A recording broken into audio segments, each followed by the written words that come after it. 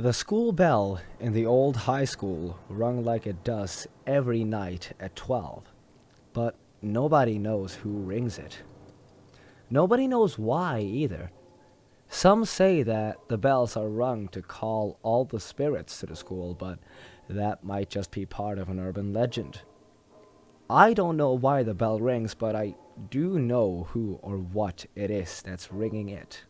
But to be honest, I wish I didn't know. I wish I was just like everyone else who's left to wonder every night at 12 who's ringing that damn bell. The school was shut down in 1992 after a series of mysterious deaths took place inside the school. Some people in the town believed that it was haunted by the spirits of the teens who were killed in the school back in '72. Some say that they heard whispers as they walked by, and some say they've seen people staring at them through the windows. Nobody was ever brave enough to spend over an hour in the school.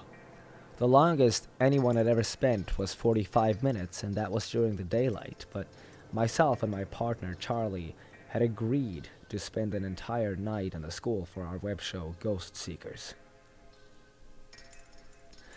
We came all the way from Australia and arrived at the school at 11:30, just before midnight. We gathered all our equipment, flashlights and cameras and everything else we've used for our ghost seeking. We entered the building, kicking the pile of empty bottles and soda cans on the way. I was up for the challenge, but deep down inside, I was secretly afraid, and I know that Charlie was as well. I wish we knew what we were getting into. "Hello!" Charlie yelled, his voice echoing through the school. We had our cameras on record and our flashlight in our right hands as we walked through the halls of the abandoned school. Everything was calm for the first 15 minutes until we heard the sound of a locker closing. The sound echoed throughout the building. Every sound pretty much had an echo to it. We decided to follow the sound down the hall where the old gym was. According to our research, 8 students were killed in the gym, and we thought that it would be a good place to start. When we entered the gym, we could immediately feel that something was in there. We didn't need our EMF to be sure. The air was cold, and the sound from our walkie-talkies were nothing but static. Something was interfering with the signal. We at least had some light from the moon that shined through the large windows, so it wasn't completely dark. As we were walking through the gym, the bell in the bell tower went off. It must have been midnight. I saw the bell tower through the gym windows, and at the time I thought maybe I was imagining things because I saw someone up there. It was a silhouette of what appeared to be a man. I shook it off and continued what I was doing. Despite the obvious fact of a presence, we weren't getting much activity in the gym. No whispers, no footsteps, no nothing. It wasn't until we were heading out that something happened. A basketball suddenly came rolling towards us from the back of the room, an area where the light wasn't shining. It was an old, dusty ball, and I admit that it had me feeling really uneasy about the situation. I was a veteran at ghost hunting, but I had never experienced something like that. It wasn't much, though, compared to what happened next. We were walking through the halls on the second floor when I noticed something weird about one of the rooms. I looked through the rectangular glass and noticed a TV was on. It was strange because there was no power in the school.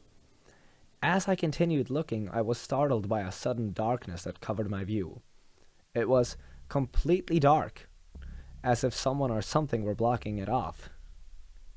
"Hey, mate," I said to Charlie, "there's someone in here." "No way there is," Charlie said before looking through the glass himself.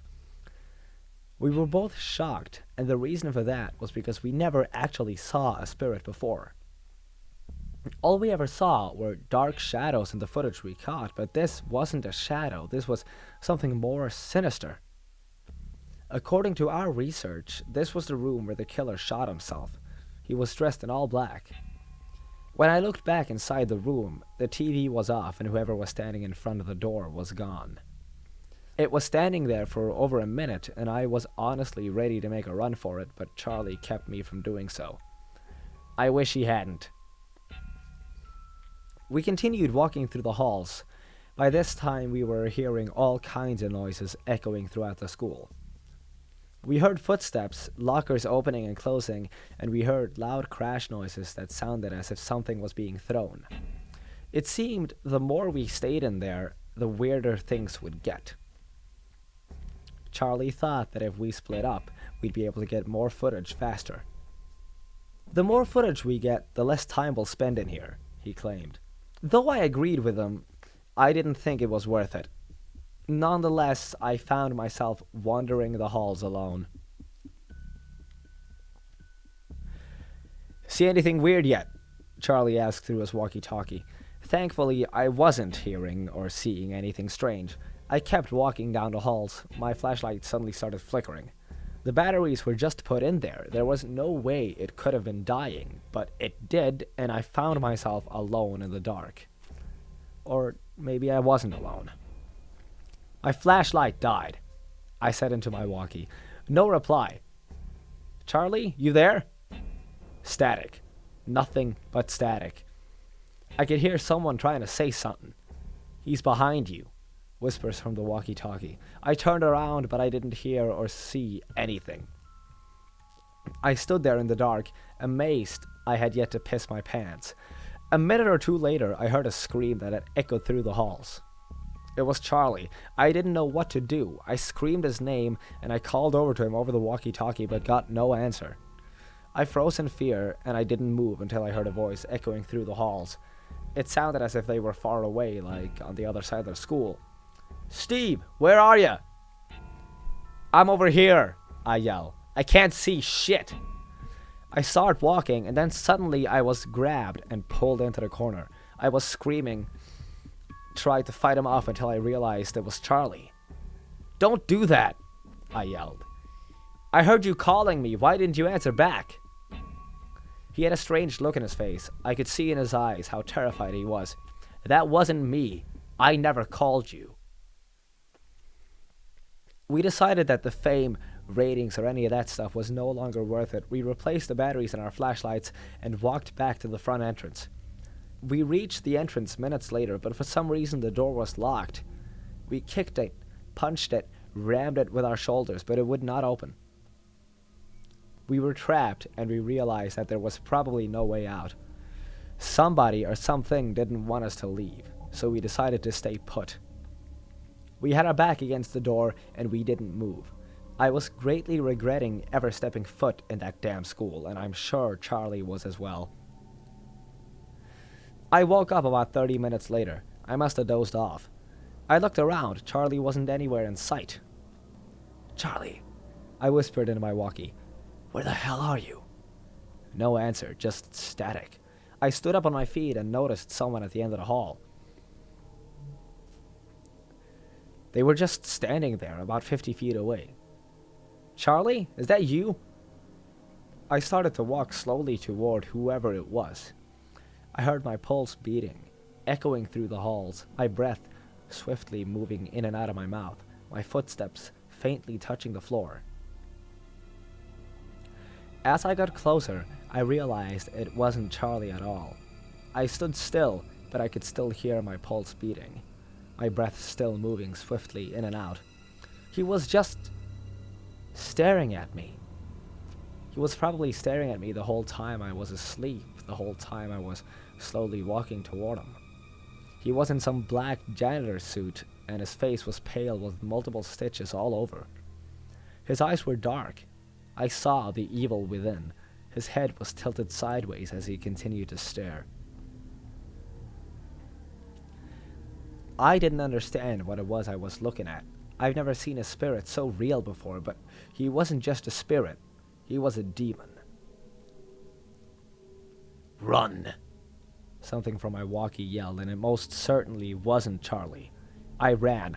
I didn't know where I was running to. I just ran and didn't look back.